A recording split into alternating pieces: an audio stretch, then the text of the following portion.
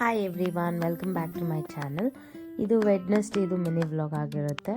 So ನಾನು ಲೇಟಾಗೇ ಇದ್ದಿದ್ದು ವೆಡ್ನೆಸ್ಡೇ. ನನಗೆ ಕೋಲ್ಡ್ ಆಗಿಬಿಟ್ಟಿದೆ, ಸ್ವಲ್ಪ ಜಾಸ್ತಿ ಜ್ವರ, ಮೈಕೈ ನೋವಿದ್ದರಿಂದ ನಾನು 3 ಡೇಸಿಂದ ಕಂಟಿನ್ಯೂಸ್ ಆಗಿ ಟ್ಯಾಬ್ಲೆಟ್ಸ್ ತೊಗೋತಾ ಇದ್ದೀನಿ. ಸೊ ನಂಗೆ ತುಂಬ ಡ್ರೌಸಿ ಫೀಲ್ ಆಗುತ್ತೆ. ಸೊ ನಾನು ಇಡ್ಲಿ ಮತ್ತು ಬಜ್ಜಿ ಮಾಡ್ಕೊಂಡಿದ್ದೆ. ಮತ್ತು ಹಾಗೇ ಮಧ್ಯಾಹ್ನದ ಊಟನೂ ಏನಾದರೂ ಮಾಡ್ಕೊಂಡು ಬಿಡೋಣ ಅಂಥೇಳಿ ದಾಲ್ ಮಾಡಿಕೊಂಡೆ.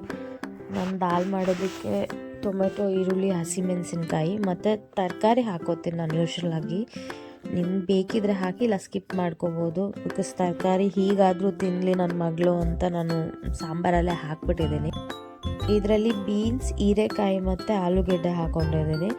ಮತ್ತು ನಾನು ನೆನೆಸಿಟ್ಟಿರೋ ಹೆಸರುಬೇಳೆನೂ ಹಾಕಿದ್ದೀನಿ. ನಾನು ಯೂಶ್ವಲಾಗಿ ಬೇಳೆ ಎಲ್ಲ ಒಂದು ಅರ್ಧ ಮುಕ್ಕಾಲು ಗಂಟೆ ಮುಂಚೆನೇ ನೆನೆಸಿಟ್ಬಿಡ್ತೀನಿ. ಯಾಕಂದರೆ ಅದು ಎಲ್ಲ ಪಾಲಿಶ್ಡ್ ಇರುತ್ತೆ ಅಲ್ವಾ. ಸೊ ಅದಕ್ಕೆ 1-2-3 ಸತಿ ವಾಶ್ ಮಾಡಿ ಸೋಪ್ ಮಾಡಿದ್ರೆ ಅಟ್ಲೀಸ್ಟ್ ಅದು ಕೆಮಿಕಲ್ಸ್ ಏನಾದರೂ ಇದ್ದರೆ ಬಂದುಬಿಡಲಿ ಅಂತ ಅಷ್ಟೇ. ಆ್ಯಂಡ್ ಇದಕ್ಕೆ ರುಚಿಗೆ ಬೇಕಾಗಿರೋಷ್ಟು ಉಪ್ಪು ಮತ್ತು 1/4 ಟೀ ಸ್ಪೂನ್ ಅರಿಶಿನ ಹಾಕ್ಕೊಂಡು ಚೆನ್ನಾಗಿ ಮಿಕ್ಸ್ ಮಾಡಿಕೊಂಡು ಐ ಫ್ಲೇಮಲ್ಲಿ 2-3 ವೆಸಲ್ ಹಾಕ್ಕೊಂಡು ಚೆನ್ನಾಗಿ ಬೇಯಿಸ್ಕೋಬೇಕು. ಜಸ್ಟ್ ಇನ್ ಕೇಸ್ ಏನಾದರೂ ಬೆಂದಿಲ್ಲ ಅಂತಂದರೆ, ಯಾಕಂದರೆ ತರಕಾರಿ ಹಾಕಿರೋದ್ರಿಂದ ಕೆಲವೊಂದು ಸತಿ 2-3 ವಿಸಲ್ಸಲ್ಲಿ ಬೇಯುತ್ತೋ ಇಲ್ಲೋ, ಆ ಟೈಮಲ್ಲಿ ಸೌಟಲ್ಲಿ ನೀಟಾಗಿ ಈ ಥರ ಮ್ಯಾಶ್ ಮಾಡಿಕೊಂಡ್ರೆ ಆಗೋಗ್ಬಿಡುತ್ತೆ. ಆ್ಯಂಡ್ ಇದಕ್ಕೆ ಒಂದು ಸಿಂಪಲ್ ಒಗ್ಗರಣೆ ಹಾಕೋಬೇಕು. ಇದಕ್ಕೆ ಆಯಿಲ್ ಹಾಕಿ, ಅದಕ್ಕೆ ಸಾಸಿವೆ, ಜೀರಿಗೆ, 1-2 ಎಸ್ಲು ಬೆಳ್ಳುಳ್ಳಿ ಮತ್ತು 1-3 ಒಣಗಿದ ಮೆಣಸಿನ್ಕಾಯಿ ಮತ್ತು ಕರಿಬೇವಿನ ಸೊಪ್ಪು ಹಾಕ್ಕೊಳ್ಳಿ. ನಮ್ಮ ಮನೇಲಿ ಇರಲಿಲ್ಲ, ಸೊ ನಾನು ಹಾಕಿಲ್ಲ. ಹಾಕ್ಕೊಂಡ್ರು ತುಂಬ ಚೆನ್ನಾಗಿರುತ್ತೆ, ಆ ಸ್ಮೆಲ್ಲೇ ಚೆನ್ನಾಗಿರುತ್ತೆ, ತಿನ್ನಬೇಕು ಅಂತ ಅನಿಸ್ತಾ ಇರುತ್ತೆ ಇನ್ನು ಒಗ್ಗರಣೆ ಹಾಕುವಾಗೇ. ಆ್ಯಂಡ್ ಇದನ್ನು ಸಾಂಬಾರಲ್ಲಿ ಹಾಕಿ ಇದಕ್ಕೆ ಸ್ವಲ್ಪ ಕೊತ್ತಂಬರಿ ಸೊಪ್ಪು ಹಾಕಿದ್ದೀನಿ. ನಾನು ಆ ಕ್ಲಿಪ್ನ ಮಿಸ್ ಮಾಡಿಬಿಟ್ಟಿದ್ದೀನಿ.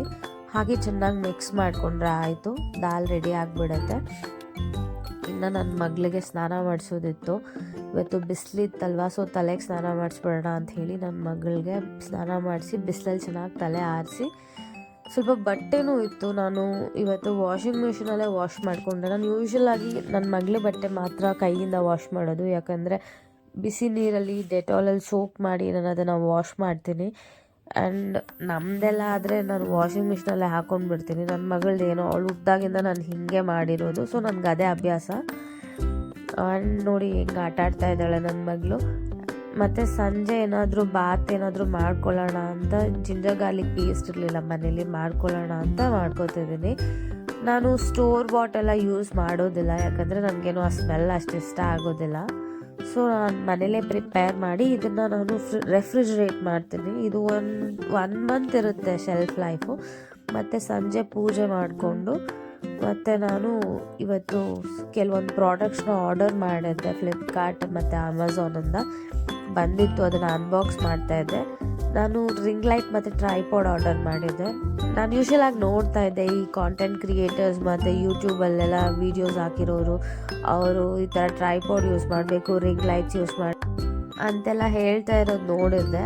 ಬಟ್ ಆದರೆ ನಾನು ಇನ್ನೂ 1 ವೀಕ್ ಅಷ್ಟೇ ಅಲ್ವಾ ವೀಡಿಯೋಸ್ ಎಲ್ಲ ಕ್ರಿಯೇಟ್ ಮಾಡೋಕ್ಕೆ ಸ್ಟಾರ್ಟ್ ಮಾಡಿದ್ದು.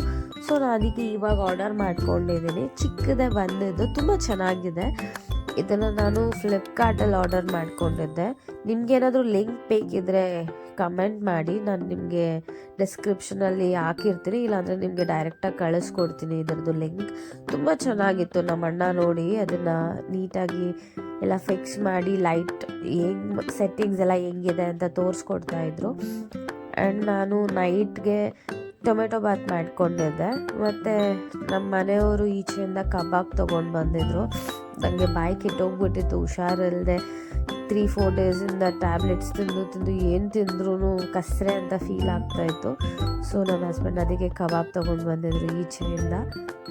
ಸೊ ಇದಾಗಿತ್ತು ನನ್ನ ವೆಡ್ನೆಸ್ಡೇ ಮಿನಿ ವ್ಲಾಗ್. ಇಷ್ಟ ಆಗಿದರೆ ಲೈಕ್